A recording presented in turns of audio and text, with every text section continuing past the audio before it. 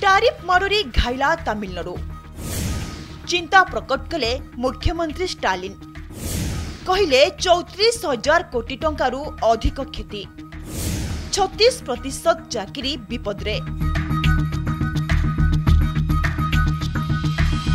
Donald Trump द्वारा लागू करा जायतिबा 50% टैरिफ भारत रे प्रभाव पकाइबा आरंभ करिछि।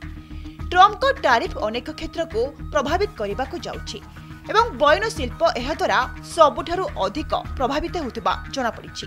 द्विगुणित टैरिफ जोगु केवल तमिलनाडुर बयन एवं अन्य क्षेत्र में 34,000 कोटी टंकारु अधिक क्षति सहिबार संभावना रहिछि।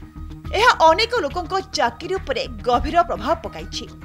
तमिलनाडु मुख्यमंत्री एमके स्टालिन निजे एही आकलन प्रदान करिसेंति एवं एहाकु नै गभीर उद्वेग प्रकाश करिसेंति। सांबादिक सम्मेलन रे कहिसेंति जे ट्रम्प प्रशासन द्वारा लागू करा जायतिबा आमदानी शुल्क सेमानक राज्यर अर्थनीति को बड़ धरणर प्रभावित करिछि। से स्पष्ट भाबरे कहिसेंति जे एही नीति जोगु राज्यर 34,000 कोटी टंकार क्षति सहिबाकु पड़िछि। ए क्षति केवल आर्थिक दिगरु नहीं बरं राज्यर विभिन्न शिल्प कृषि एवं सेवा क्षेत्र में कार्य करुथिबा लोकंक जीवन उपरे मध्य प्रभाव पकाइछि। तमिलनाडु रप्तानीकारी मध्य अमेरिकार शुल्क चिंता बढ़ाइछि। जो मानक पई अमेरिका दीर्घ दिन धरी एक प्रमुख रप्तानी बजार होई आसिछि।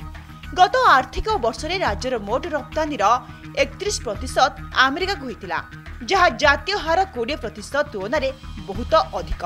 बिजनेस टुडे एक रिपोर्ट अनुसार ट्रम्प द्वारा भारत उपरे लागू करा जायतिबा शुल्क द्विगुणित हेबा द्वारा ऑर्डर बातिल होई सारिछि एवं तमिलनाडुर रप्तानी अप्रतिद्वंदी होई पड़िछि।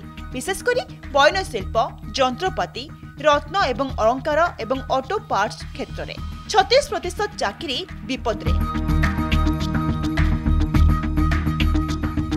सीएम स्टालिन को अनुसार बयन शिल्प उपरे अमेरिका शुल्कर प्रभाव सबुठारु चिंताजनक एवं शुल्क द्वारा प्रभावित शिल्प गुड़िकरे काम करुथिबा लोकंक चाकरी गुरुतर विपदरे अछि। एही संख्या उपस्थापन करी मुख्यमंत्री कहिसेंति जे प्राय समस्त क्षेत्ररु 13% रु 36% लोक चाकरी हराई पारंती।